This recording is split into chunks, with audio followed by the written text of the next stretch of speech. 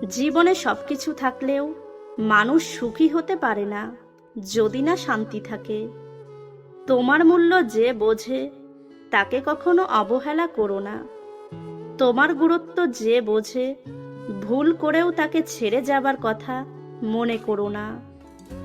অপরিচিত মানুষ কখনো ঠকায় না, ঠকায় তো কাছের মানুষগুলোই। ধনুক থেকে বেরানো তীর আর মানুষের মুখ থেকে বেরানো শব্দ একবার বের হলে তা আর ফেরানো যায় না। কথাটা তেতো হলেও সত্য। তুমি যার কাছে সোজা সরল হবে সে তোমাকে সস্তা ভেবে ছুঁড়ে ফেলে দেবে। সবাইকে নিজের মতো ভাবতে যেও না, প্রতি মুহূর্তে ঠকে যাবে। নিষ্পাপ হয়ে এসেছিলাম, পাপী হয়ে যাব, ভাবিনি এই পৃথিবীতে এত কষ্ট পাবো। বন্ধু বলো বান্ধবী বলো কেউই আপন নয়, ক্ষণিকের এই পৃথিবীতে সবই অভিনয়। কখনো কারো সামনে নিজের সততা ভালো হওয়ার কথা বলতে যাবেন না, কেননা আপনার প্রতি যার বিশ্বাস আছে তার কাছে এগুলোর প্রয়োজন নেই। আর যার আপনার প্রতি বিশ্বাস নেই সে কখনোই এটা বিশ্বাস করবে না। কেউ আপনার না, এইটা মাথায় রাখলেই অনেক কিছু সহজ হয়ে যাবে, চাপ কম লাগবে, নিজেকে ফ্রি মনে হবে। যতটুকু পাবেন মনে করবেন বোনাস।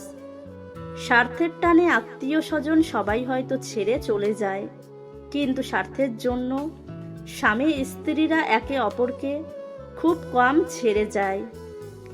কষ্ট পেয়েও যারা প্রতিবাদ না করে চুপচাপ থাকে তাদের দুর্বল ভেবো না, কারণ এটা তাদের মা বাবার দেওয়া ভালো শিক্ষার পরিচয়। কেউ যদি আপনাকে খুব বেশি প্রায়োরিটি দেয় তাহলে ভাববেন না মানুষটা অনেক সস্তা। আপনার কপালটা অনেক ভালো, কারণ পৃথিবীতে এত মানুষ থাকতে সে আপনাকেই প্রায়োরিটি দেয়, আপনাকেই সবসময় বুঝতে চেষ্টা করে। আপনার কাছে এই অতিরিক্ত প্রায়োরিটিটা অনেক সময় বিরক্তির কারণ মনে হতে পারে।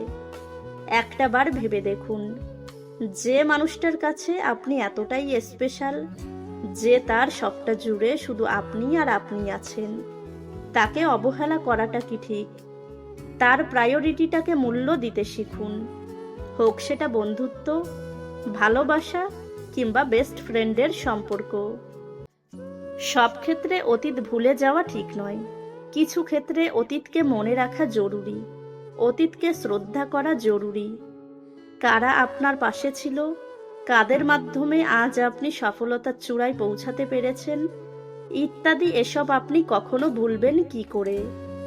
জীবনে কাউকে পাওয়াটা বড় কথা নয়, আপনি যাকে পেয়েছেন তাকে জীবনে শেষ পর্যন্ত কাছে পাওয়াটাই বড় কথা।